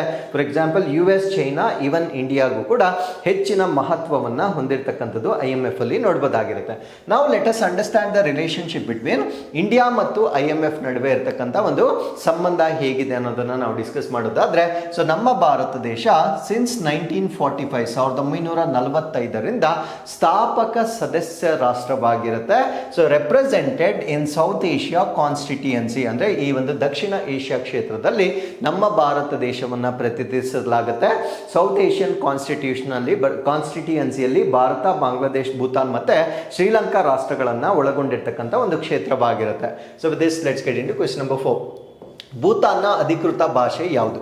So what is the official language of Bhutan? So ಭೂತಾನ್ನ ಅಧಿಕೃತ ಭಾಷೆಯನ್ನು ನಾವು ಝೋಂಗ್ಕ್ವಾ ಅಂತ ಹೇಳ್ತೇವೆ. ಸೊ ಭೂತಾನ್ ಈಗ ಸುದ್ದಿಯಲ್ಲಿ ಇಡ್ಲಿಕ್ಕೆ ಕಾರಣ ಏನು ಅಂದ್ರೆ, ಭಾರತ ಮತ್ತು ಭೂತಾನ್ ನಡುವೆ ಈ ಅಗ್ರಿಕಲ್ಚರ್, ಕೃಷಿ ಮತ್ತೆ ಸಂಬಂಧಿತ ಅಲೈಡ್ ಸೆಕ್ಟರ್, ಸಂಬಂಧಿತ ವಲಯಗಳಿಗೆ ಸಂಬಂಧಪಟ್ಟಂತೆ ಒಂದು ಒಪ್ಪಂದ ಆಗಿರುವ ಕಾರಣದಿಂದ ಸೊ ಈ ಒಂದು ಆರ್ಟಿಕಲ್ ಬಗ್ಗೆ ನಾವು ಡಿಸ್ಕಸ್ ಮಾಡ್ತಾ ಇದ್ದೇವೆ. ಸೊ ಏನೇನು ಒಪ್ಪಂದಗಳಾಗಿವೆ ಅನ್ನೋದನ್ನ ನಾವಿಲ್ಲಿ ಡಿಸ್ಕಸ್ ಮಾಡೋದಾದ್ರೆ, ಸೊ ಬೇಸಿಕಲಿ ಅಗ್ರಿಕಲ್ಚರ್ ಮತ್ತೆ ಅಲೈಡ್ ಸೆಕ್ಟರ್ ನಲ್ಲಿ ಕೋಆಪರೇಷನ್, ಸಹಕಾರವನ್ನು ವ್ಯಕ್ತಪಡಿಸ್ತಕ್ಕಂಥದ್ದು ಇದರ ಉದ್ದೇಶವಾಗಿರುತ್ತೆ. ಅದ್ರ ಜೊತೆಗೆ ಫುಡ್ ಸೆಕ್ಯೂರಿಟಿ, ಆಹಾರ ಭದ್ರತೆಯನ್ನು ಹೆಚ್ಚು ಮಾಡ್ತಕ್ಕಂಥದ್ದು, ಸಸ್ಟೈನಬಲ್ ಫಾರ್ಮಿಂಗ್, ಸುಸ್ಥಿರ ಕೃಷಿಯನ್ನ ಮಾಡ್ತಕ್ಕಂಥದ್ದು, ಅಂಡ್ ರೂರಲ್ ಪ್ರಾಸ್ಪ್ಯಾರಿಟಿ, ಗ್ರಾಮೀಣ ಭಾಗದ ಒಂದು ಸಮೃದ್ಧಿಯನ್ನ ಉತ್ತೇಜನ ಮಾಡ್ತಕ್ಕಂಥದ್ದು ಇದರ ಉದ್ದೇಶವಾಗಿರುತ್ತೆ. With this there is technical exchange, ಅಂದ್ರೆ ತಂತ್ರಜ್ಞಾನದ ವಿನಿಮಯ ಆಗುತ್ತೆ, ರಿಸರ್ಚ್ ಕೊಲಾಬರೇಷನ್ ಆಗುತ್ತೆ, ಸಂಶೋಧನೆಗಳಲ್ಲಿ ಇಬ್ರು ಕೂಡ ಒಟ್ಟಿಗೆ ಸೇರ್ತಕ್ಕಂಥದ್ದು, ಅಂಡ್ ಕೆಪಾಸಿಟಿ ಬಿಲ್ಡಿಂಗ್ ಅಥವಾ ಸಾಮರ್ಥ್ಯ ವೃದ್ಧಿಯನ್ನ ನಾವಿಲ್ಲಿ ನೋಡಬಹುದಾಗಿರುತ್ತೆ. ಹಾಗಿದ್ರೆ ಯಾವ್ಯಾವ ಸೆಕ್ಟರ್ ಅಲ್ಲಿ ಈ ಒಂದು ಒಪ್ಪಂದದ ಪ್ರಕಾರ ಒಡಂಬಡಿಕೆಗಳು ಆಗಿದೆ ಅಂತ ನಾವು ನೋಡೋದಾದ್ರೆ, ಅಗ್ರಿಕಲ್ಚರ್ ರಿಸರ್ಚ್, ಕೃಷಿಗೆ ಸಂಬಂಧಪಟ್ಟಂತೆ ಸಂಶೋಧನೆಗಳನ್ನು ಮಾಡೋದು, ಲೈಫ್ ಸ್ಟಾಕ್ ಡೆವಲಪ್ಮೆಂಟ್ ಅಂದ್ರೆ ಜಾನುವಾರುಗಳನ್ನ ಅಭಿವೃದ್ಧಿ ಮಾಡ್ತಕ್ಕಂಥದ್ದು, ವೆಟರ್ನರಿ ಕೇರ್ ಆಗಿರ್ಬೋದು, ಆ ಡಿಸೀಸಸ್ ಅನ್ನ ಕಂಟ್ರೋಲ್ ಮಾಡ್ತಕ್ಕಂಥದ್ದಾಗಿರ್ಬೋದು, ಬ್ರೀಡಿಂಗ್ ಪ್ರಾಕ್ಟೀಸಸ್ ಅಂದ್ರೆ ತಳಿಗಳನ್ನ ಉದ್ಧಾರ ಮಾಡ್ತಕ್ಕಂಥದ್ದು ಅಥವಾ ತಳಿಗಳನ್ನ ಸಂರಕ್ಷಣೆ ಮಾಡ್ತಕ್ಕಂಥ ಅಥವಾ ಸಂತಾನೋತ್ಪತ್ತಿ ಪದ್ಧತಿಗಳೇನಿರುತ್ತೆ ಸೊ ಇದರ ಬಗ್ಗೆ ಒಂದು ಕೊಲಾಬರೇಷನ್ ಆಗಿರುತ್ತೆ. ಪೋಸ್ಟ್ ಹಾರ್ವೆಸ್ಟ್ ಮ್ಯಾನೇಜ್ಮೆಂಟ್ ಅಂದ್ರೆ ಕೊಯ್ಲಿನ ನಂತರ ನಾವು ಕ್ರಾಪ್ಸ್ ಅನ್ನ ಯಾವ ರೀತಿ ಪ್ರೊಟೆಕ್ಟ್ ಮಾಡಬೇಕಾಗಿರುತ್ತೆ, ಸೊ ಇದಕ್ಕೆ ಸಂಬಂಧಪಟ್ಟಂತೆ ಒಂದು ಕೊಲಾಬರೇಷನ್ ಆಗಿರುತ್ತೆ. ಅಂಡ್ ಮಾರ್ಕೆಟಿಂಗ್ ಅಂಡ್ ಕೋಆಪರೇಟಿವ್ಸ್, ಮಾರುಕಟ್ಟೆ ಮತ್ತೆ ಸಹಕಾರ ವ್ಯವಸ್ಥೆಗಳಿಗೆ ಸಂಬಂಧಪಟ್ಟಂತೆ, ಕ್ಲೈಮೇಟ್ ರಿಸಲಿಯನ್ಸ್ ಅಂದ್ರೆ ಹವಾಮಾನ ಸ್ಥಿತಿ ಸ್ಥಾಪಕಕ್ಕೆ ಸಂಬಂಧಪಟ್ಟಂತೆ ಕೃಷಿಯನ್ನ ಮಾಡ್ತಕ್ಕಂಥದ್ದು, ಅಂಡ್ ಕೆಪಾಸಿಟಿ ಬಿಲ್ಡಿಂಗ್ ಅಥವಾ ಈ ಸಾಮರ್ಥ್ಯ ವೃದ್ಧಿಯನ್ನ ಮಾಡ್ತಕ್ಕಂಥದ್ದು, ಸ್ಕಿಲ್ ಡೆವಲಪ್ಮೆಂಟ್ ಅನ್ನ ಮಾಡ್ತಕ್ಕಂಥದ್ದು ಇದರ ಉದ್ದೇಶವಾಗಿರುತ್ತೆ. ಹಾಗಿದ್ರೆ ಭೂತಾನ್ ಎಲ್ಲಿದೆ ಇದರ ಬಗ್ಗೆ ನಾವು ಡಿಸ್ಕಸ್ ಮಾಡೋದಾದ್ರೆ, ಸೊ ಇದು ಈಸ್ಟರ್ನ್ ಹಿಮಾಲಯ ಸೌತ್ ಏಷ್ಯಾದಲ್ಲಿ ಬರುತ್ತೆ, ಅಂದ್ರೆ ಪೂರ್ವ ಹಿಮಾಲಯ ದಕ್ಷಿಣ ಏಷ್ಯಾದಲ್ಲಿ ಬರ್ತಕ್ಕಂಥ ರಾಷ್ಟ್ರವಾಗಿರುತ್ತೆ. So you can see the map here. So this is our country India. So ಇದರ ಎಕ್ಸಾಕ್ಟ್ಲಿ ಮಧ್ಯದಲ್ಲಿ ಇರ್ತಕ್ಕಂಥ ಒಂದು ರಾಷ್ಟ್ರವಾಗಿರುತ್ತೆ. ಸೊ ಇದು ನಮ್ಮ ಭಾರತ ಮತ್ತೆ this is Bhutan. So Bhutan ಇಲ್ಲಿರುತ್ತೆ. So this is Bangladesh. So Bhutan China ಮತ್ತು ಭಾರತ ದೇಶದೊಂದಿಗೆ ಗಡಿಯನ್ನು ಶೇರ್ ಮಾಡ್ಕೊಳ್ಳುತ್ತೆ. But there is a gap between Nepal and Bhutan. So Nepal ಮತ್ತು ಭೂತಾನ್ ನಡುವೆ once again we have our own country India. So ಹಾಗಿದ್ರೆ ಚೈನಾ ಮತ್ತೆ ಇಂಡಿಯಾ ಜೊತೆ ಬಾರ್ಡರ್ ಅನ್ನ ಶೇರ್ ಮಾಡ್ಕೊಳ್ತಕ್ಕಂಥ ಕಂಟ್ರಿ ಆಗಿರುತ್ತೆ. ಸೊ ಇದು 38,394 ಕಿಲೋಮೀಟರ್ ಸ್ಕ್ವೇರ್ ಅನ್ನ ಹೊಂದಿರತಕ್ಕಂಥ ಒಂದು ರಾಷ್ಟ್ರವಾಗಿರುತ್ತೆ. ಸೊ ಇಲ್ಲಿ ಸಾಕಷ್ಟು ಮೌಂಟೇನ್, ಡೀಪ್ ವ್ಯಾಲೀಸ್ ಮತ್ತೆ ಸಬ್ ಟ್ರಾಪಿಕಲ್ ಪ್ಲೇನ್ಸ್ ಅನ್ನ ನೋಡಬಹುದಾಗಿರುತ್ತೆ. ಅಂದ್ರೆ ಹೊರಟಾದ ಪರ್ವತಗಳು, ಆಳವಾದ ಕಣಿವೆಗಳು, ಉಪೋಷ್ಣ ವಲಯದ ಬಯಲು ಪ್ರದೇಶಗಳು ಹೆಚ್ಚಾಗಿರ್ತಕ್ಕಂಥ ರಾಷ್ಟ್ರವಾಗಿರುತ್ತೆ. ಸೊ ಇಲ್ಲಿರ್ತಕ್ಕಂಥ ಹೈಯೆಸ್ಟ್ ಪೀಕ್ ಅನ್ನ, ಅತಿ ಎತ್ತರದ ಶಿಖರವನ್ನ ನಾವು ಗಾಂಕರ್ ಪ್ಯುನಾನ್ಸಮ್ ಅಂತ ಹೇಳ್ತೇವೆ. Tallest ಅನ್ಕ್ಲೈಮ್ಡ್ mountain in the world. So ವಿಶ್ವದಲ್ಲಿಯೇ ಇನ್ನೂ ಕೂಡ ಹತ್ತಲು ಸಾಧ್ಯವಾಗದೇ ಇರತಕ್ಕಂಥ ಪರ್ವತ, ಅದನ್ನ ನಾವು ಗಾಂಕರ್ ಪುಯೆನ್ಸಮ್ ಅಂತ ಹೇಳ್ತೇವೆ. ಸೊ ಇದು ಭೂತಾನ್ ನಲ್ಲಿರ್ತಕ್ಕಂಥ ಅತ್ಯಂತ ದೊಡ್ಡದಾಗಿರ್ತಕ್ಕಂಥ ಅಥವಾ ಹೈಯೆಸ್ಟ್ ಪೀಕ್ ಆಗಿ ನಾವು ಹೇಳ್ಬೋದಾಗಿರುತ್ತೆ. ಸೊ ಇಲ್ಲಿರ್ತಕ್ಕಂಥ ಒಂದು ಡೆಮೋಕ್ರೆಟಿಕ್ ಸಿಸ್ಟಮ್ ಅಥವಾ ರಾಜಕೀಯ ವ್ಯವಸ್ಥೆ ಹೇಗಿರುತ್ತೆ ಅಂದ್ರೆ, ಡೆಮೋಕ್ರೆಟಿಕ್ ಕಾನ್ಸ್ಟಿಟ್ಯೂಷನಲ್ ಮೊನಾರ್ಕಿ ಇರುತ್ತೆ. ಪ್ರಜಾಸತ್ತಾತ್ಮಕ ಸಾಂವಿಧಾನಿಕ ಒಂದು ರಾಜಪ್ರಭುತ್ವವನ್ನು ಹೊಂದಿರತಕ್ಕಂಥ ರಾಷ್ಟ್ರವಾಗಿರುತ್ತೆ. ಹೆಡ್ ಆಫ್ ದಿ ಸ್ಟೇಟ್ ಅಥವಾ ರಾಷ್ಟ್ರದ ಮುಖ್ಯಸ್ಥರು ಯಾರಾಗಿರ್ತಾರೆ ಅಂದ್ರೆ ಡ್ರ್ಯಾಗನ್ ಕಿಂಗ್ ಜಿಂಗ್ಮೆ ಕ್ವೇಶರ್ ನಗ್ಮೆಲ್ ವಾಂಗ್ಚುಕ್. ಸೊ ಇಷ್ಟು ದೊಡ್ಡ ಹೆಸರು. ಸೊ ಇವರು ಈ ಒಂದು ರಾಷ್ಟ್ರದ ಒಂದು ಹೆಡ್ ಆಗಿ ನಾವು ನೋಡ್ಬೋದಾಗಿರುತ್ತೆ. Head of the government, head of the state ಬೇರೆ, ಹೆಡ್ ಆಫ್ ದಿ ಗವರ್ನಮೆಂಟ್ ಬೇರೆ. ಸರ್ಕಾರದ ಮುಖ್ಯಸ್ಥ ಪ್ರೈಮ್ ಮಿನಿಸ್ಟರ್ ಸೆರಿಂಗ್ ತೊಬ್ಗೆ ಅಂತಕ್ಕಂಥವ್ರು ಇದರ ಒಂದು ಪ್ರೈಮ್ ಮಿನಿಸ್ಟರ್ ಆಗಿರ್ತಾರೆ. ಸೊ ಇದರ ಒಂದು ಪಾರ್ಲಿಮೆಂಟ್ ಬೈ ಕ್ಯಾಮರಲ್ ಆಗಿರುತ್ತೆ. ಸೊ ನ್ಯಾಷನಲ್ ಕೌನ್ಸಿಲ್ ಅನ್ನ ಅಪ್ಪರ್ ಹೌಸ್ ಅಂತ ಕರಿತೇವೆ, ನ್ಯಾಷನಲ್ ಅಸೆಂಬ್ಲಿಯನ್ನ ನಾವು ಲೋವರ್ ಹೌಸ್ ಅಂತ ಕರಿತೇವೆ. ಸೊ ಕಾನ್ಸ್ಟಿಟ್ಯೂಷನ್ ಎನಾಕ್ಟ್ ಮಾಡಿರ್ತಕ್ಕಂಥದ್ದು 18ನೇ ಜುಲೈ 2008ರಲ್ಲಿ. ಸೊ ಅಲ್ಲಿ ಸಂವಿಧಾನವನ್ನ ಎನಾಕ್ಟ್ ಮಾಡಲಾಗಿರುತ್ತೆ. ಸೊ ಈ ರಾಷ್ಟ್ರದ ಪಾಪ್ಯುಲೇಷನ್ 7,27,000 ಅಷ್ಟೇ ಇರುತ್ತೆ. ಸೊ ಇದರ GDP ಬಂದು $3.42 ಬಿಲಿಯನ್ ಇರುತ್ತೆ. GDP ಪರ್ ಕ್ಯಾಪಿಟ ಬಂದು $4,300 ಅಷ್ಟು. ಸೊ ಇದರ GDP ಪರ್ ಕ್ಯಾಪಿಟ ನೋಡಬಹುದಾಗಿರುತ್ತೆ. ಹ್ಯೂಮನ್ ಡೆವಲಪ್ಮೆಂಟ್ ಇಂಡೆಕ್ಸ್, ಮಾನವ ಅಭಿವೃದ್ಧಿ ಸೂಚ್ಯಂಕ 0.698 ಇರುತ್ತೆ. ಸೊ ಮೀಡಿಯಂ ಅಂದ್ರೆ ಮಧ್ಯಮ ಒಂದು ವ್ಯಾಪ್ತಿಯಲ್ಲಿ ಬರ್ತಕ್ಕಂಥ ಹ್ಯೂಮನ್ ಡೆವಲಪ್ಮೆಂಟ್ ಇಂಡೆಕ್ಸ್ ಆಗಿರುತ್ತೆ. ಸೊ ಇದರ ಕರೆನ್ಸಿಯನ್ನ ನಾವು ವಿ ಕಾಲ್ ಇಟ್ ಆಸ್ ನ್ಯೂಟ್ರಾಮ್ ಅಂತ ಹೇಳ್ತೇವೆ. ಸೊ ಇಂಡಿಯನ್ ರುಪಿ ಕೂಡ ಅಲ್ಲಿ ಅಕ್ಸೆಪ್ಟ್ ಮಾಡ್ತಕ್ಕಂಥ ಒಂದು ರಾಷ್ಟ್ರವಾಗಿರುತ್ತೆ. ಟೈಮ್ ಝೋನ್ ಬಂದು UTC+6 ಇದರ ಟೈಮ್ ಝೋನ್ ಆಗಿರುತ್ತೆ. ಸೊ ಇದರ ಅಫಿಷಿಯಲ್ ಲ್ಯಾಂಗ್ವೇಜ್ ಅನ್ನ ನಾವು ಝೋಂಗ್ಕಾ ಅಂತ ಹೇಳ್ತೇವೆ. ಬುದ್ಧಿಸಂ ಮತ್ತೆ ಹಿಂದೂಯಿಸಂ ಜಾಸ್ತಿ ಇರುತ್ತೆ. ಬುದ್ಧಿಸಂ 74% ಅಷ್ಟಿರುತ್ತೆ. ಸೊ ಅದ್ರ ಜೊತೆಗೆ ಹಿಂದೂಯಿಸಂ 22.6% ಅಷ್ಟು ಹಿಂದೂಯಿಸಂ ನೋಡಬಹುದಾಗಿರುತ್ತೆ. So international day against nuclear test, ಪರಮಾಣು ಪರೀಕ್ಷೆಗಳ ವಿರುದ್ಧ ಅಂತಾರಾಷ್ಟ್ರೀಯ ದಿನ. ಈ ಒಂದು ದಿನವನ್ನ 29ನೇ ಆಗಸ್ಟ್ ಆಚರಣೆ ಮಾಡಲಾಗುತ್ತೆ. 2010ರಿಂದ ನಾವು ಇದನ್ನ ಆಚರಣೆ ಮಾಡ್ತಾ ಇದ್ದೇವೆ. ಸೊ ಈ ಒಂದು ದಿನದ ಮಹತ್ವ ಏನು ಅಂದ್ರೆ commemorate the closure of Semipalatinsk nuclear test site in Kazakhstan on 29th August 1991. 1991ರಂದು ಕಜಕಸ್ತಾನದಲ್ಲಿರ್ತಕ್ಕಂಥ ಸೆಮಿಪಲಾಟಿನಿಕ್ಸ್ ಪರಮಾಣು ಪರೀಕ್ಷಾ ತಾಣವನ್ನ ಮುಚ್ಚಿರ್ತಕ್ಕಂಥ ದಿನವನ್ನ ನೆನಪಿಸುವ ದಿನವಾಗಿ ಸೊ ಈ ಒಂದು ದಿನವನ್ನ ನಾವು ಆಚರಣೆ ಮಾಡ್ತೇವೆ. ಸೊ ನ್ಯಾಷನಲ್ ಸ್ಪೋರ್ಟ್ಸ್ ಡೇ ಅಥವಾ ರಾಷ್ಟ್ರೀಯ ಕ್ರೀಡಾ ದಿನ. ಸೊ ಈ ದಿನವನ್ನ ನಾವು 29ನೇ ಆಗಸ್ಟ್ ಆಚರಣೆ ಮಾಡ್ತೇವೆ. ಸೊ ಇದನ್ನ 2012ರಿಂದ ಸೆಲೆಬ್ರೇಟ್ ಮಾಡ್ತಾ ಇರ್ತಕ್ಕಂಥ ಒಂದು ದಿನವಾಗಿರುತ್ತೆ. ಸೊ ಈ ಒಂದು ದಿನ ಯಾರ ನೆನಪಿಗಾಗಿ ನಾವು ಮಾಡ್ತೀವಿ ಅಂದ್ರೆ birth anniversary of Major Dhyan Chand. So ಇವರು 1905ರಲ್ಲಿ ಇವರ ಜನನ ಆಗಿರುತ್ತೆ. ಸೊ ಇವರು ನಮ್ಮ ಭಾರತ ದೇಶದ ಒಂದು ಲಿಜೆಂಡರಿ ಹಾಕಿ ಪ್ಲೇಯರ್ ಆಗಿರ್ತಾರೆ. ಇವರನ್ನ ನಾವು ವಿಸರ್ಡ್ ಆಫ್ ಹಾಕಿ ಅಂತ ಕರಿತೇವೆ, ಅಂದ್ರೆ ಹಾಕಿಯ ಮಾಂತ್ರಿಕ ಅಂತ ಕರಿತೇವೆ. ಸೊ ಇವರ ಒಂದು ಜನ್ಮ ದಿನೋತ್ಸವವನ್ನ ನಾವು ಕ್ರೀಡಾ ದಿನವನ್ನಾಗಿ ಆಚರಣೆ ಮಾಡ್ತೇವೆ. ಸೊ ಈಗ ಮೇಜರ್ ಧ್ಯಾನ್ ಚಂದ್ ಇವರ ಬಗ್ಗೆ ನಾವು ಸ್ವಲ್ಪ ಬೇಸಿಕ್ ಮಾಹಿತಿಯನ್ನ ಡಿಸ್ಕಸ್ ಮಾಡೋದಾದ್ರೆ, ಸೊ ಇವರ ಜನನ ಆಗಿರ್ತಕ್ಕಂಥದ್ದು 29th August 1905 ಅಲ್ಲಿ ಅಹಮದಾಬಾದ್. ಸೊ ಈಗ ಇದನ್ನ ನಾವು ಪ್ರಯಾಗ್ರಾಜ್ ಅಂತ ಹೇಳ್ತೇವೆ. ಸೊ ಉತ್ತರ ಪ್ರದೇಶದ ಪ್ರಯಾಗ್ರಾಜ್ನಲ್ಲಿ ಇವರ ಬರ್ತ್ ಆಗಿರುತ್ತೆ. ಸೊ ಇವರು ಈ ಜಾಯಿಂಡ್ ಆರ್ಮಿ. ಸೊ ಮೊದಲಿಗೆ ಇವರು ಸೈನ್ಯವನ್ನ ಸೇರ್ಕೊಳ್ತಾರೆ. That is in the year 1922 as a sepoy in British Indian army. So British ಭಾರತೀಯ ಸೇನೆಯಲ್ಲಿ ಸಿಪಾಯಿಯಾಗಿ 1922ರಲ್ಲಿ ಇವರು ಸೇನೆಯನ್ನ ಸೇರ್ಕೊಳ್ತಾರೆ. ಸೊ ಅದಾದ್ಮೇಲೆ 1928 1928ರಲ್ಲಿ ಒಲಿಂಪಿಕ್ಸ್ ಕ್ರೀಡೆಗಳಲ್ಲಿ ಇವರು ಅತ್ಯುನ್ನತ ಪ್ರದರ್ಶನವನ್ನ ಮಾಡಲಾಗುತ್ತೆ. ಸೊ ಮೊದಲು ಇವರು 1928 ಒಲಿಂಪಿಕ್ಸ್ ಅಲ್ಲಿ ಅವರು ಟೀಮ್ ಅಲ್ಲಿ ರೆಪ್ರೆಸೆಂಟ್ ಮಾಡ್ತಾರೆ. ಸೊ ಈ ಒಂದು ಒಲಿಂಪಿಕ್ಸ್ ನಡೆದಿರ್ತಕ್ಕಂಥದ್ದು ಆಮ್ಸ್ಟರ್ಡಾಮ್ ಒಲಿಂಪಿಕ್ಸ್ ಅಂತ ಹೇಳ್ತೇವೆ. ಸೊ ಈ ಒಂದು ಕ್ರೀಡಾಕೂಟದಲ್ಲಿ ನಮಗೆ ಗೋಲ್ಡ್ ಅಥವಾ ಚಿನ್ನದ ಪದಕ ಬರುತ್ತೆ.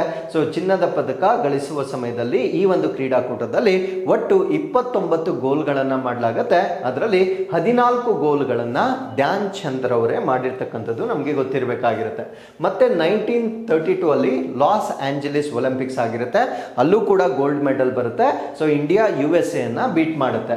1936 ಬರ್ಲಿನ್ ಒಲಿಂಪಿಕ್, ಅಲ್ಲೂ ಕೂಡ ಗೋಲ್ಡ್ ಮೆಡಲ್ ಅನ್ನ ನಾವು ಸಾಧಿಸ್ತೇವೆ. ಸೊ ಇವರು ಇಂಟರ್ನ್ಯಾಷನಲ್ ಕೆರಿಯರ್ ಅಂದ್ರೆ ಈ ಹಾಕಿಗೆ ಸಂಬಂಧಪಟ್ಟಂತೆ 1926ರಿಂದ 1949ರವರೆಗೆ ಅವರು ಈ ಒಂದು ಸ್ಪೋರ್ಟ್ಸ್ಗಾಗಿ ಕಾಂಟ್ರಿಬ್ಯೂಷನ್ ಅನ್ನು ಕೊಡಲಾಗುತ್ತೆ. ಸೊ ಅವರು ಇದುವರೆಗೂ ಅಂದ್ರೆ ಅವರ ಲೈಫ್ ಟೈಮ್ ಅಲ್ಲಿ 570 ಗೋಲ್ಸ್ ಇನ್ 185 ಇಂಟರ್ನ್ಯಾಷನಲ್ ಮ್ಯಾಚಸ್, 185 ಅಂತಾರಾಷ್ಟ್ರೀಯ ಪಂದ್ಯಗಳಲ್ಲಿ 570 ಗೋಲುಗಳನ್ನು ಸಾಧನೆ ಮಾಡಿರ್ತಾರೆ.